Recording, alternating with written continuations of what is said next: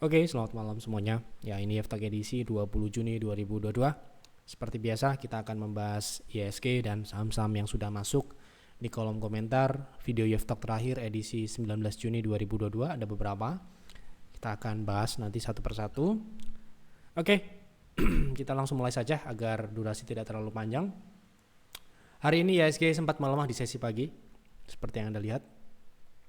Hari ini IHSG sempat mengalami penurunan kembali di 6.880 yang mana ini adalah support gap yang merupakan target penurunan di Stochol edisi 12 Juni.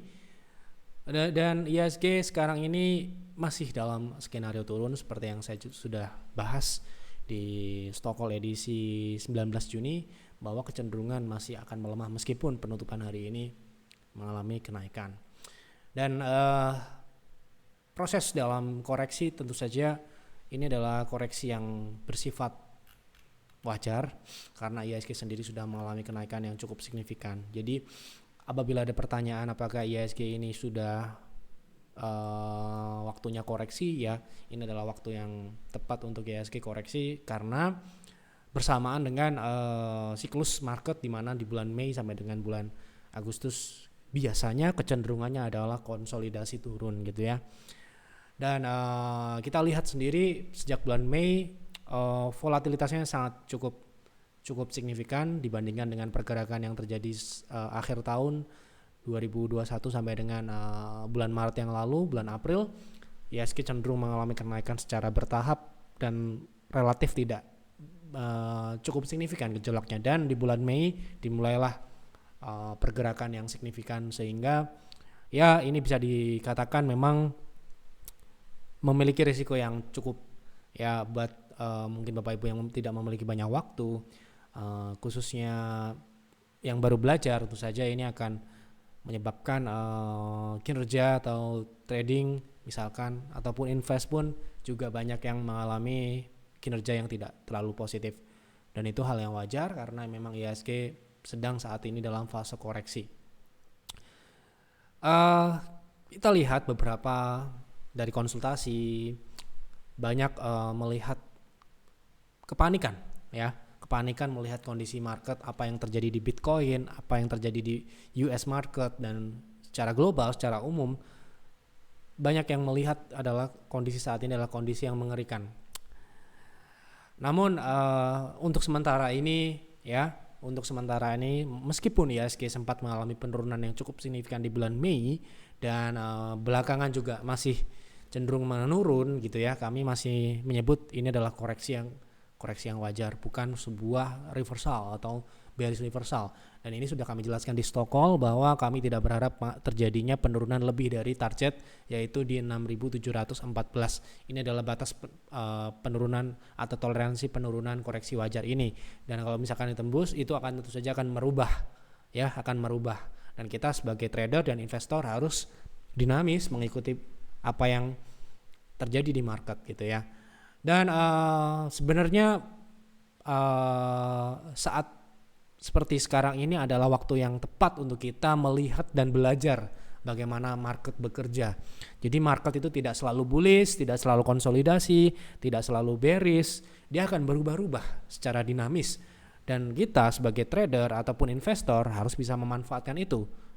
Baik itu dalam kondisi yang mungkin terlihat tidak menguntungkan, tapi kita harus tetap belajar dari situ, bukan kabur atau bukan kita katakan ya menjadi sebuah horor gitu ya. Market itu menjadi sebuah yang ditakuti untuk kita melihat ataupun melakukan transaksi. Tetap kita akan rekomendasikan untuk tetap di market dan belajar. Dari situlah Anda akan naik kelas ya. Anda akan naik kelas, terutama yang baru-baru belajar, mungkin tidak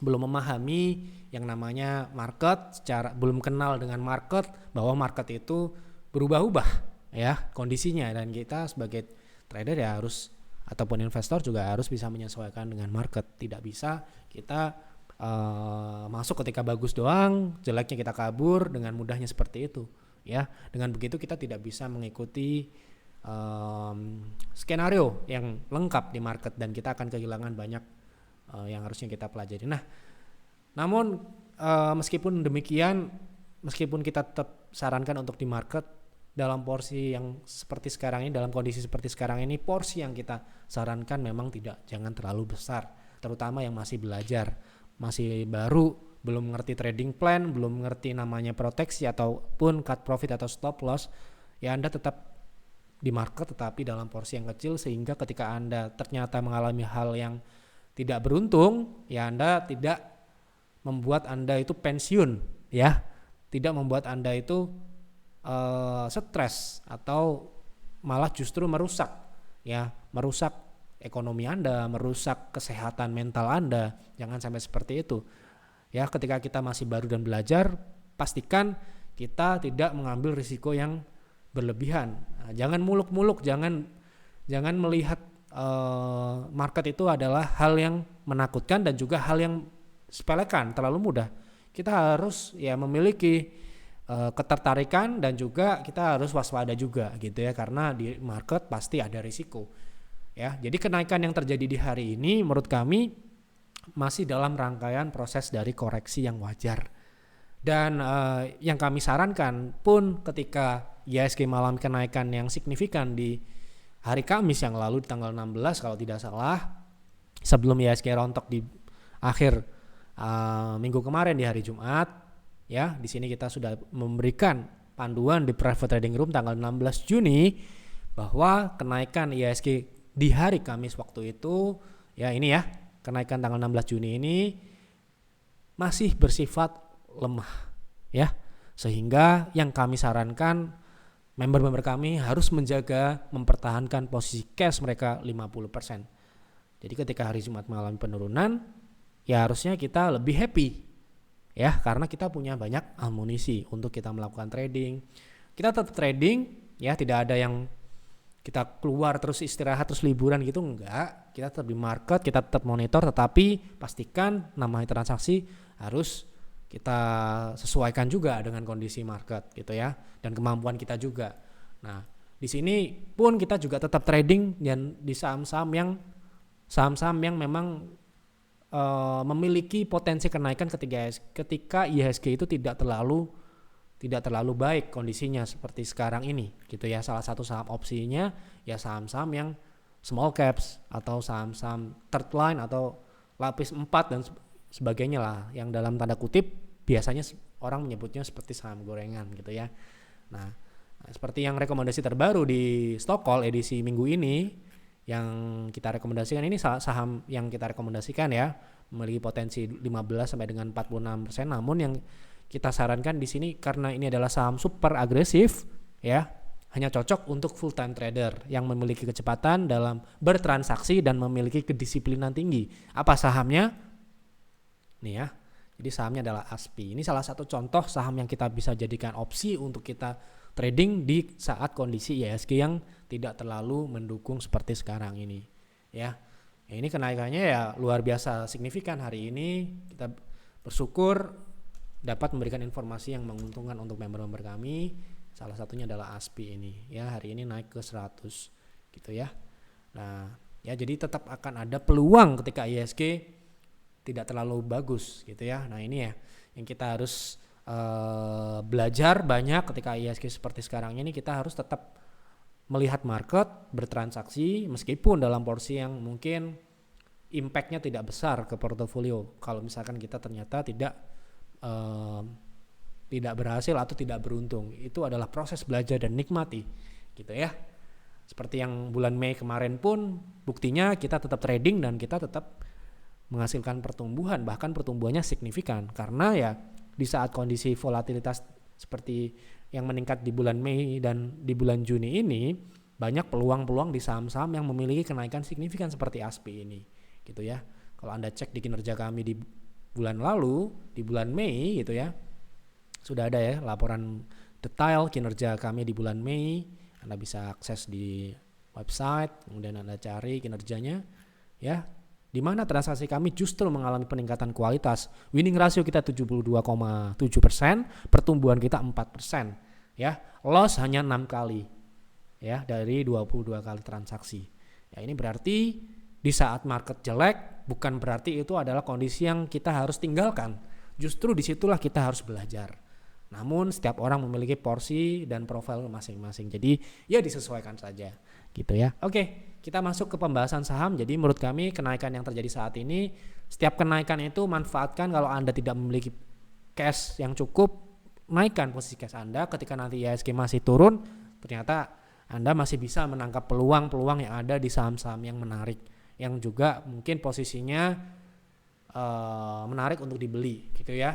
Nah itu nanti kan kita jadi memiliki amunisi dan memiliki banyak opsi yang bisa kita beli. Berbeda hal kalau kita tidak melakukan strategi, kita tidak menjalankan strategi, kita cuma beli nyangkut, habis duitnya, ya kita nggak akan bisa belajar apa-apa dari situ ya.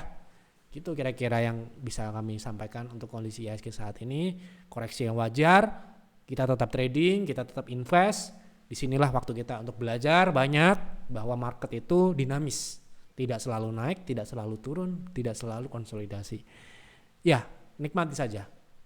Oke, kita lanjut ke ide-ide saham yang sudah ada di Yeftalk edisi 19 Juni di kolom komentar. Jadi silakan apabila ada saham yang menarik untuk dibahas di Yeftalk berikutnya, Bapak Ibu langsung isi di kolom komentar, jelaskan saham apa yang Anda pilih untuk dibahas, kenapa Anda pilih saham tersebut, atau untuk invest, untuk trading, atau hanya sekedar menanyakan teknikalnya saja supaya jawabannya sesuai dengan harapan. Pertama, PTBA buat jangka panjang bagus nggak? Oke, kemarin kita sudah bahas PTBA kalau tidak salah ketika dia dividen. Saat ini masih dalam proses koreksi dan di bawah 60 ya. Artinya ini akan ada proses koreksi jangka pendek menengah yang akan terjadi karena PTBA sendiri memang relatif sudah naik cukup signifikan. Kalau kita lihat dari koreksi yang terjadi saat ini, kemungkinan dia akan mengarah ke, kemarin kita sudah bahas Adaro juga ya. Nah ini kemungkinan hampir mirip-mirip ya. Nah ini sekarang ini berada di 0,38, target koreksi ya minimal dari sebuah proses uptrend ya. 0,382 ini di harga 3.650 dan best price artinya ini target penurunan maksimal untuk skenario tetap naik itu ada di 3.030. So pertanyaannya adalah untuk jangka panjang apakah masih bagus selama dia tidak turun di bawah 0,618 yaitu di 3.030 ya, skenario masih naik dan ini membentuk rounding ya, membentuk rounding bottom. Jadi ini adalah indikasi yang cukup baik untuk jangka panjang selama syarat-syarat yang saya sudah jelaskan tadi tidak dirusak ya, 5.000 mungkin akan tercapai dalam jangka menengah panjang ya. Untuk saat ini memang kemarin pun kita sudah ingatkan sebelum dividen saham ini akan ada koreksi. Sudah kita buatkan Yeftalk edisi khusus membahas tentang PTBA juga ya. Waktu itu kita sudah jelaskan berapa target turunnya ya. Itu adalah sebuah proses ya. Oke. Kemudian lanjut ke dari Cak Nur Hasim, Pak tolong analisa saham ADMR sudah kita bahas sering sekali. ARB berjilid-jilid terakhir penutupan Jumat kemarin di 18.15 nyangkut minus 17%. Apakah minggu depan akan turun koreksi lagi atau sudah bullish? Pertanyaannya maaf ya. Ya kita memang sudah membahas ADMR ini di edisi khusus ya. Bapak Ibu bisa cari di channel ini, kemudian ADMR carilah ya. Kalau Anda rajin menonton ya, kita sudah jelaskan berkali-kali saham ini memiliki target, bahkan hari ini sudah tembus ya.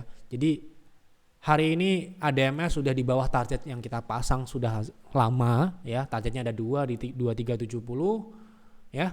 Kemudian yang kedua ada di 1855. Ternyata dia masih turun lagi ternyata. Nah, berarti kita bisa menarik target berikutnya yang cukup signifikan di 1265 ya. Yang bertanya ini Cak Nur Hasim ini nyangkut 17%. Pertanyaannya saya mungkin kenapa kok bisa nyangkut 17%? Kenapa ya? Ya kalau misalkan Anda memang siap 17% itu nggak apa-apa. Tapi harusnya kalau Anda mengerti apa itu batasan proteksi yang sesuai dengan profil Anda yang siap Anda terima, harusnya nggak akan sampai 17% harusnya ya kan. Apalagi ini sudah jelas dia turun di bawah 60. Pertanyaan kedua, apakah masih akan bullish? ADMR ini saham baru ya, saham baru. Sejauh ini menurut kami dia masih dalam fase koreksi yang wajar. Bahkan kalau dia turun sampai dengan 12.70, bayangkan sekarang aja harga di 17.65 itu udah floating loss sekitar berapa tadi, 17% ya. Apalagi kalau dia turun ke 1.200. Kalau acuan kita adalah tren ya, tren itu kita tidak bisa membatasi lossnya, tapi kita bisa exit berdasarkan ada yang pembalikan, kita masuk juga berdasarkan ada pembalikan. Nah di sini ini kembali diluruskan, kalau Anda trend follower ya harusnya Anda tahu ya, kalau tren yang sudah dibentuk saat ini dia sudah patah sejak Mei yang lalu, sebelum dia jatuh ya. Jadi ini diberikan kesempatan, bahkan ketika kita bahas di edisi 2 Juni kalau tidak salah ya, dia sempat mengalami kenaikan. Betapa baiknya price maker ADMR ini, kita sudah infokan potensi turun, dia malah naik ya. Kemudian dia turun ya kalau Anda nggak eksekusi ya pasti nyangkut gitu ya. Dan ini ya masih, menurut kami ini masih dalam proses turun ke 16.20 ya. Mungkin ada pullback dalam proses turun, itu ada pullback atau rebound namanya. Kalau Anda masih baru belum tahu apa namanya pullback adalah kenaikan di dalam tren koreksi. Trennya sekarang ini koreksi ya, ini trennya ADMR yang baru ya. Jadi ini tren ini kemungkinan berjalan sampai dengan 16.20, sehingga apabila ada kenaikan mungkin di 2000 atau di 2115 ya. Jadi itu mungkin kalau sekarang ini dia sudah mencapai level 0,3 atau sudah mengarah ke 0,5, mungkin ada rebound setelah itu ya, Anda manfaatkan itu untuk swing trade. Kalau Anda nyangkut ya Anda siapkan level exit Anda gitu ya, level exit. Nanti ternyata dia turun ke 1.200, tidak ada yang perlu disesali gitu ya. Karena belinya itu sudah pasti, belinya sudah sangat tinggi. Kita sudah sering membahas ADMRI sudah naik tinggi. Ya kalau berani nggak apa-apa, berani, tapi Anda harus tahu. Ini sudah tinggi. Kalau turun kita harus apa? Harus tahu. Ya semoga ya Pak Nur Hasim ini bisa menjalankan strateginya. Jangan-jangan nggak punya strateginya, itu yang bahaya. Beli, kita punya uang, kita asal beli, di situ nggak tahu harus ngapain lagi. Nah itu yang berbahaya. Ketika kita beli, pastikan kita sudah punya plan sebelumnya. Kalau ternyata dia turun, kita harus ngapain? Kalau ternyata dia naik, kita harus jual di harga berapa? Itu harus jelas, clear dulu sebelum Anda membeli. Ya, begitu kira-kira Pak Nur Hasim. Ya, semoga menjadi pembelajaran supaya tidak minus sampai dengan 17%. Kalau untuk trading, ya itu sudah sangat-sangat signifikan kalau buat kami ya. Karena di PTR sendiri dalam kondisi normal kita nggak boleh 5% lebih. Bahkan 1% atau 2% kalau market tidak mendukung dan sahamnya juga sudah mengindikasikan potensi penurunan, kita akan eksekusi sebelum mencapai stop loss. Seperti itu. Oke, kemudian lanjut untuk Pak Fahri Ramanditya. Untuk saham consumer ini sudah masuk siklus dengan era inflasi yang makin tinggi karena daya beli yang tertekan. Ya, consumer tentu saja akan terpengaruh ya, dan ada perpindahan akan ada perpindahan dari produk, segmen produk ya. Nah, di sini consumer yang mana? Jadi kalau misalkan yang sekarang ini kita memang sedang pelajari ya, efek dari inflasi yang sangat tinggi, naiknya harga minyak, naiknya sembako ya, daging dan sebagainya, itu mendekati hari raya Idul Adha ini ya mungkin akan berdampak ke konsumsi masyarakat dengan adanya peningkatan. Ada beberapa produk yang mungkin tidak mau semahal apapun akan dibeli, tetap akan dibeli, dan juga itu akan ya sedikit banyak akan berdampak memang. Kalau misalkan kita melihat dari sekarang ini, kita harus untuk invest di sektor konsumsi ya, kita harus melihat produknya itu affordable atau tidak untuk kalangan menengah ke bawah, karena akan ada penurunan level ya, dari menengah ke atas yang mungkin grade menengah itu akan turun ke menengah ke bawah. Nah inilah yang akan ada perpindahan konsumsi. Tetap akan ada konsumsi tetapi akan ada perpindahan dari segmen itu. Nah ini yang ya kita harus tahu mana saja emiten-emiten yang masih akan mendapatkan ya, artinya berkah dari inflasi tinggi ini. Ya, sekarang ini memang masih akan kita pelajari, nanti kita akan jelaskan apa saja emiten-emiten yang kira-kira akan diuntungkan dengan inflasi tinggi. Gitu ya. Jadi kita sementara ini seperti itu. Yang jelas dengan ada inflasi, buying power tentu saja akan mengalami penurunan, tapi akan ada perpindahan. Nah, disitulah yang kita akan pelajari. Mana saja emiten-emiten yang masih akan melayani market yang saat ini sedang turun daya belinya. Gitu. Oke, kira-kira begitu. Semoga menjawab sementara seperti itu. Kemudian dari Canur, mohon dianalisa saham ITMG Indi. Kita ambil ITMG. ITMG masih di bawah 30 ya. Hari ini rebound atau tidak. Targetnya terdekat itu ada di 30.100, 30.100 sekian. Kemudian kemungkinan akan ada penurunan menuju gap resist support 29.525 dan itu terdekat ya. Artinya bisa lebih dari situ. Ya. Oke. Kemudian kita lanjut ke ide selanjutnya dari Pak Aditya. Saham Raja untuk trading jangka pendek bagaimana? Raja sepertinya masih naik ya, masih naik. Terakhir berhasil membentuk high low di 13.20 dan high low ini cukup cantik karena berada di 0,618, di atas 0,618. Jadi menurut kami ini masih merupakan proses wave turun untuk naik ya. Nah, target kenaikan untuk swing ke 450 itu untuk swing jangka pendek menengah, tapi untuk jangka pendek mungkin besok gitu kita lihat di 0,618 ini sepertinya sudah tercapai hari ini ya, di 400, level psikologis 400. Kalau ini dipecahkan itu confirm dia akan lanjut ke target berikutnya yaitu di 452 sampai dengan 525. Ini skenario nya bisa gagal kenaikannya ini apabila dia turun kembali di bawah 350 ke bawah. Ya, dicatat ya, sudah saya kasih secara detail ya, tinggal Anda olah, analisa lagi buat trading plan-nya gitu. Kemudian dari Pak Arpan Lim, oh ya yang sebelumnya ya, CPRO modal 87 untuk scalping.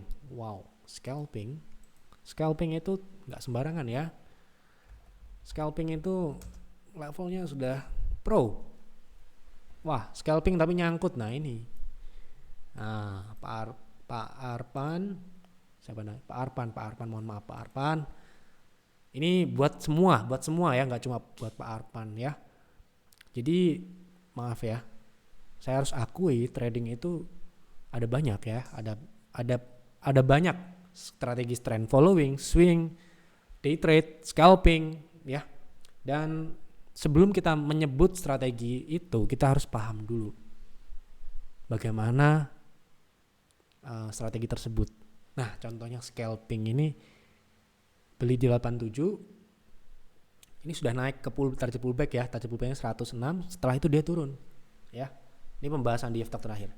Nah, kita nggak akan bahas CPRO dulu deh, kita bahas masalah scalping. Ini perlu saya luruskan, scalping itu kita trading dengan sangat cepat ya itu nama lain dari fast trade. Scalping memanfaatkan kenaikan singkat itu ya dimaknai mungkin kurang dari 1 hari, bisa jam, menit, dan tidak mungkin nyangkut karena sangat disiplin tinggi. Ini level yang menurut kami pro ya. Mungkin nanti anda akan mengerti ya kalau sudah ada punya pengalaman dan sebagainya, Anda sudah sering trading, oh ternyata scalping itu seperti ini, cocok apa tidak dengan Anda. Nah ini sudah jelas, ini belinya di 87, maaf ya, ini sudah nyangkut, ini sudah seperti orang invest, beli dan nyangkut gitu ya. Nah tidak bisa disebut sebagai scalping lagi. Scalping itu misalkan kita beli di 10 Februari di harga 98, kemudian dia naik, kita jual di hari itu juga. Ya, itu scalping. Nah kalau ternyata turun, misalkan kita beli ketika dia rebound di 95, kemudian dia ternyata turun, kita harus jual. Ya, seperti itu. Ini scalping itu sangat ketat, sangat disiplin tinggi. Kalau Anda belum ngerti itu, baiknya ya Anda invest dulu aja. Tapi invest juga bukan sembarangan juga, bukan berarti invest itu hal yang sepele ya. Tapi ini serius, kalau scalping ini high speed ya. Anda nggak ngerti ya, jangan menyebut sebagai scalper ya, gitu.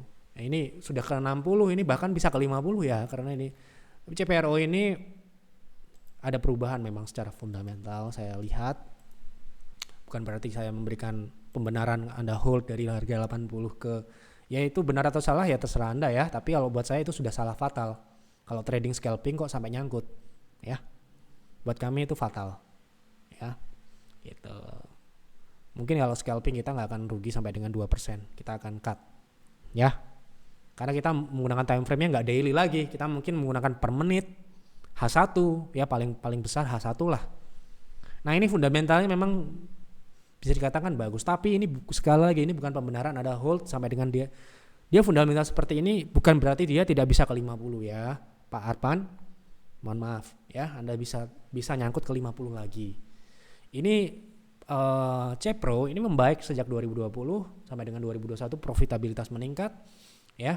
Kemudian dari segi operasional juga mengalami peningkatan ya. Kemudian di kuartal 1 2022 juga saya lihat cukup ya, revenue turun ya sekian, naik ya dari 2021 kuartal 1.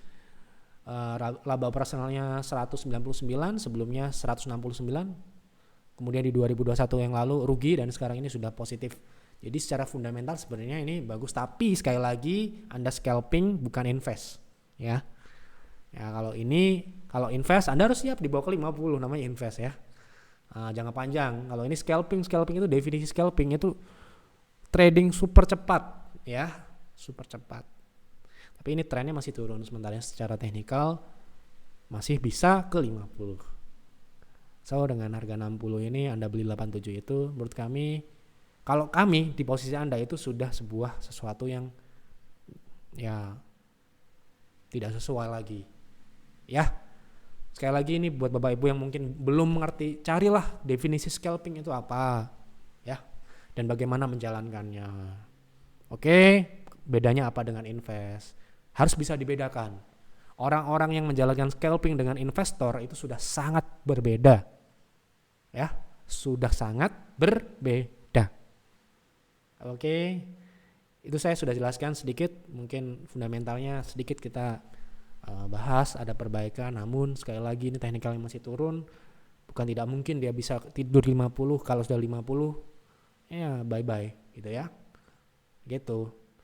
Oke, semoga mengedukasi. Mohon maaf apabila menyinggung mungkin, tapi maksud kami ini adalah untuk menjelaskan ya. Sebelum kita melakukan trading, entah itu swing, entah itu trend following, kita harus mengerti dulu apa itu. Ya, apa itu trend following, apa itu swing trading, strateginya seperti apa, ya. Begitu juga dengan investasi. Ya. Ya, sekali lagi mohon maaf apabila menyinggung Pak Arpan, mohon maaf sekali, maksud kami baik, semoga dapat diterima apa yang kami maksud tadi dengan positif, dan kedepannya akan menjadi lebih baik lagi, kita doakan sama-sama ya. Kita berharap semua penonton kami teredukasi dengan baik dan mau belajar berproses di market, tidak pragmatis ya. Dan sekali lagi ya, apabila Anda merasa YEFTALK ini bermanfaat, silahkan dukung kami dengan klik like. Apabila Anda baru pertama kali menonton YEFTALK dan belum subscribe, silahkan subscribe. Boleh di share ke teman-teman Bapak Ibu yang mungkin juga trading atau invest saham, diajak nonton YEFTALK. Semoga YEFTALK ini membawa keberuntungan, membawa kebaikan untuk Bapak Ibu semua. Itu saja, sampai jumpa di YEFTALK selanjutnya. Selamat malam dan selamat beristirahat.